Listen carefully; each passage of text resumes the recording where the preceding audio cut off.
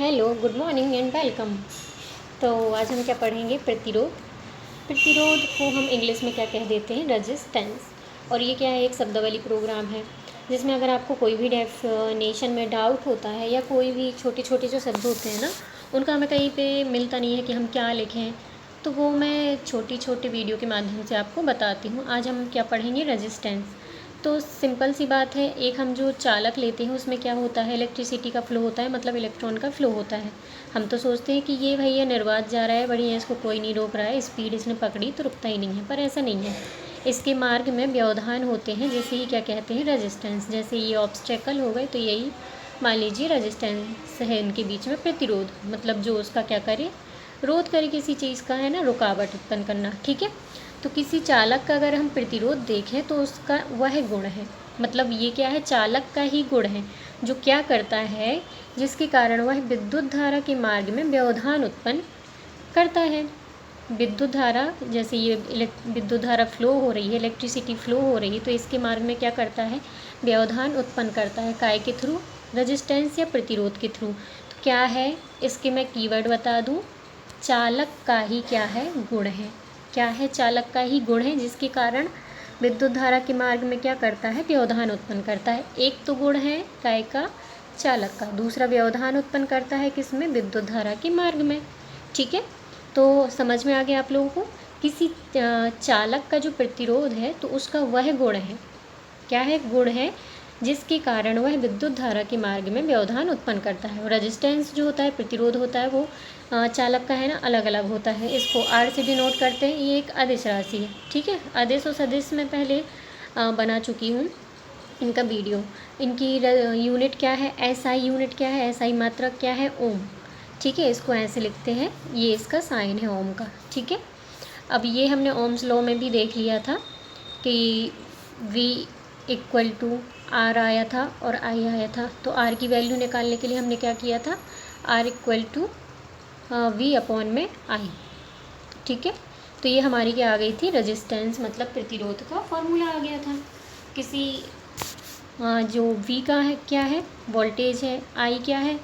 विद्युत धारा या बहने वाली जो धारा होती है वही है। और क्या है? चालक का प्रतिरोध। यहीं पे यदि किसी चालक के सिरों के बीच हमने विभवांतर V लगाया था, उसमें धारा कौन सी? आई बह रही थी, तो प्रतिरोध क्या हो जाएगा? R इक्वल टू वी आई। अब ये क्या है? जो प्रतिरोध होता है वो बहुत सारी बातों पर निर्भर करता है। कौन कौन सी बातों पर निर्भर करता है? प्रतिरोध की निर्भरता काय पे निर्भर करता है? तो सबसे पहले तो चालक की लंबाई, मतलब चालक, मतलब हम तार को लेके चलते हैं। नॉर्मली जो तार, विद्युत तार खींचे जाते हैं, वायर, उनको लेके चलते हैं। ठीक है। तो चालक की लंबाई पर निर्भर करता है। लंबाई पे कैसे? डायरेक्टली प्रोपोर्शनल होता है, मतलब जितनी ज़्यादा लंबाई उतनी आर क्या होता है?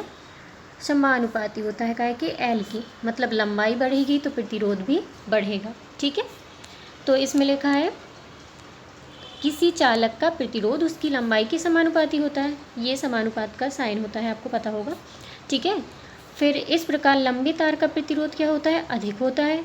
छोटे तार का प्रतिरोध क्या होता है? कम होता है। ठीक है। प्रोपोर्शनल का साइन ही वही होता है, अगर एल बढ़ेगा तो आर बढ़ेगा, एल कम होगा तो आर कम होगा। ठीक है। यही समानुपाती का मतलब होता है, सीधा सीधा सा। फिर क्या है? चालक के अनुप्रस्थ परिच्छेद के क्षेत्रफल पर। चालक के अनुप्रस्थ परिच्छेद के क्षेत्रफल पर। इसका सीधा सीधा सा मतलब आप एरिया, क्षेत्रफल, या फिर जो चालक तार होता है ना, उसकी मोटाई पर करता है निर्भर। ठीक है। तार जितना मोटा होगा तो उस पर प्रतिरोध का क्या प्रभाव पड़ेगा, ये हम इसमें देखेंगे। तो अगर तार मोटा है ना, तो इलेक्ट्रॉन, जैसे देखिए डायग्राम से बताती हूँ, जल्दी समझ में आ जाएगा। जैसे ये चल रहा है, इलेक्ट्रॉन ऐसे फ्लो चल रहा है। ठीक है। तो यहाँ पे अगर कोई व्यवधान बीच में आ जाता है तो ये ऐसे निकल जाएगा। मतलब कि क्या है? अगर एरिया ज़्यादा होगा, ठीक है, मोटाई उसकी ज़्यादा होगी, तो उसका क्या होगा? प्रतिरोध क्या होगा? कम होगा। अगर तार पतला है तो जाना तो उसको वहीं से है। तो अगर तार पतला है तो उसका प्रतिरोध भी ज़्यादा होगा, मोटा है तो उसका प्रतिरोध भी कम होगा।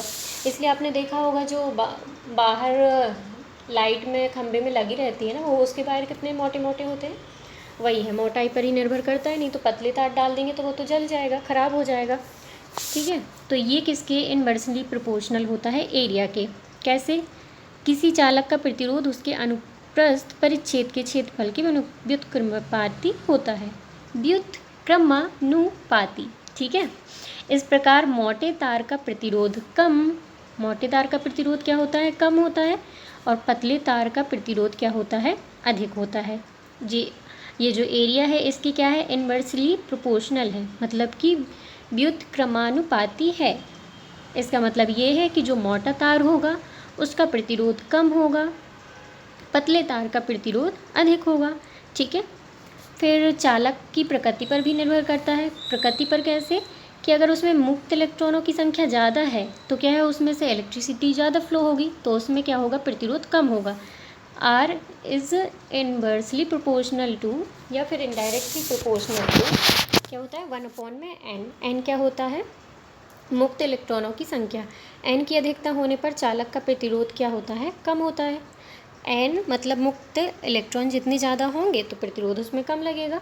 इसीलिए चांदी में क्या होते हैं, मुक्त इलेक्ट्रॉन ज़्यादा होते हैं, इसीलिए क्या होता है, सर्वोत्तम विद्युत का सुचालक होता है। आपको अगर पूछे सबसे ज़्यादा विद्युत का सुचालक कौन होता है, तो उसका आंसर चांदी ही होता है। ये कभी कभी टिक द करेक्ट ऑप्शन में आ जाता है। ठीक है, ताप का क्या प्रभाव पड़ता है, तो ताप का भी डायरेक्टली प्रोपोर्शनल प्रभाव पड़ता है। अगर ताप ज़्यादा होगा तो उसका प्रतिरोध भी ज़्यादा होगा। यहीं पर एक फॉर्मूला और निकल के आता है जो कि क्या रहता है, आर से ही रिलेटेड रहता है। जैसे कि आर हमने पढ़ा कि, यहाँ ऊपर से लिख देती हूँ, आर हमने पढ़ा डायरेक्टली प्रोपोर्शनल होता है एल के, आर इनडायरेक्टली प्रोपोर्शनल होता है ए के। तो यहीं से एक फॉर्मूला निकल के आता है, और जो क्या रहता है कि R is directly proportional to L by A. ठीक है, एल बाई ए।